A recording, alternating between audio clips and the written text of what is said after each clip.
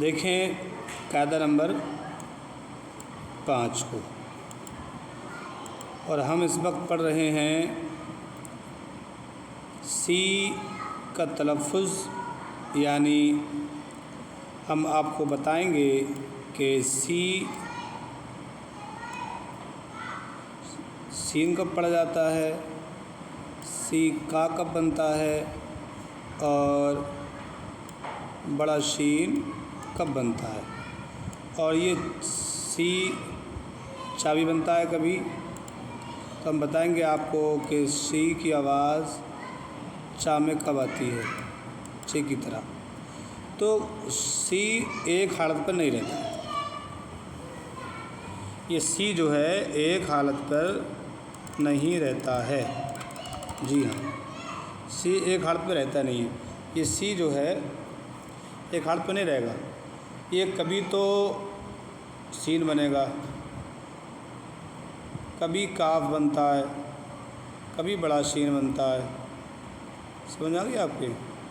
تو یہ کاف بنے گا، چھوٹا سین، بڑا شین، اور کبھی یہ بنتا ہے چا، کبھی یہ چا بن جاتا ہے۔ تو یہ جو سی ہے یہ اس کا ہمیشہ جو تلفظ سی نہیں ہوتا ہے، بلکہ کبھی کاف، کبھی سین، کبھی شین، کبھی چا۔ ہم اردو سے آپ کو سمجھا رہے ہیں، اس لیے ہم اردو میں بات کر رہے ہیں، اردو میں لکھ رہے ہیں آپ، ٹھیک ہے؟ تو یہ کب سی کب چا بنے گا، کب شا بنے گا، کب سین بنے گا، کب کاف بنے گا، کب بھی ان کے تلفظ دے گا، ایک اصول ہے، ایک طریقہ ہے، وہ طریقہ آپ کو سیکھنا ہے۔ سی کب کاف بنتا ہے ہم بتا چکے ہیں پچھلی ویڈیو میں، اور سی کب سین بنتا ہے یہ بھی ہم بتا چکے ہیں۔ انشاءاللہ آج ہم بڑا شین اور چا کی بات کریں گے۔ جی، آج ہم بات کرنے والے ہیں کہ سی بڑا شین اور یہ چا کب بنتا ہے، انشاءاللہ اس پر ہم بات کرنے والے ہیں آج۔ تو آپ دیکھیں، انشاءاللہ آپ کو مزہ آئے گا اور سمجھیں گے۔ اب آپ دیکھیں، اب پڑھتے ہیں قاعدہ نمبر 5 میں دیکھ لیتے ہیں۔ اگر سی کے بعد ای اے، اس کے بعد میں، ٹھیک ہے، سی کے بعد میں کیا آتا ہے؟ سی کے بعد میں اگر ای اے، دیکھیں آپ، ای اے، ٹھیک ہے، یا پھر آئی اے، تو سی کے بعد میں اگر پھر ای اے، آئی اے اگر آتا ہے تو کیا ہوگا؟ دیکھ لیں، ان کے بعد اگر اے والا ہو یا پھر یہ ایک ساتھ آئیں گے دونوں، تو کیا ہوگا؟ شین پڑھا جائے گا۔ تب اس کا تلفظ کیا ہوگا میرے بھائیوں؟ اس کا تلفظ ہوگا شین، ٹھیک ہے، شین پڑھے گا۔ اب آپ سمجھ گئے ہوں گے ہم کیا بتانا چاہ رہے ہیں۔ اگر یہ اتنا، اب آپ یہ لکھا ہوا کیسے ملے گا آپ کو؟ یا تو یہ اتنا ہوگا یا پھر اس کی جگہ پہ یہ ہوگا، ٹھیک ہے؟ تو یہ بڑا شین کا تلفظ بنتا ہے۔ دیکھیں نمبر اے پہ دیکھیں کیا لکھا ہے،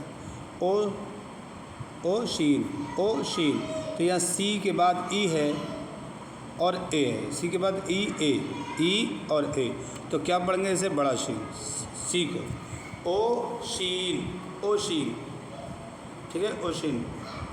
تو او شین، اب جب او شین ہے یہ، تو او شین مطلب ہوتا ہے سمندر، ٹھیک ہے، او شین مطلب سمندر۔ اور یہ دیکھ لیں سوشل، سی کے بعد ای آئی ہے اور اے ہے، تو کیا ہو گیا؟ سوشل۔ اسی طرح آپ دیکھیں تو سوشل ہوا،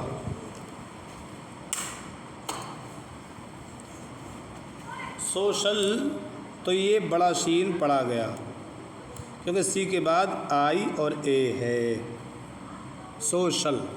تو یہ آپ سمجھیں، اس طرح سے آپ تلفظ کریں گے، ٹھیک ہے؟ تو کیا ہو گیا؟ سوشل یعنی سماجی، اوشین سمندر، اسی طرح اوشینک سمندری، اسپیشل تو اسپیشل خاص کو کہا جاتا ہے، اور یہاں پر بھی دیکھیں سی کے بعد آئی اے ہے، تو سی کے بعد آئی ہے تو سی کا تلفظ کیا ہوا؟ بڑا شین ہوا، تو سوشل اسپیشل ہو گیا اس کی طرح۔ یہاں پر بھی دیکھیں سی کے بعد ای اور اے ہے، یہاں پر بھی سی کے بعد ای اے ہے، تو یہاں سے بھی آپ کو معلوم ہو گیا۔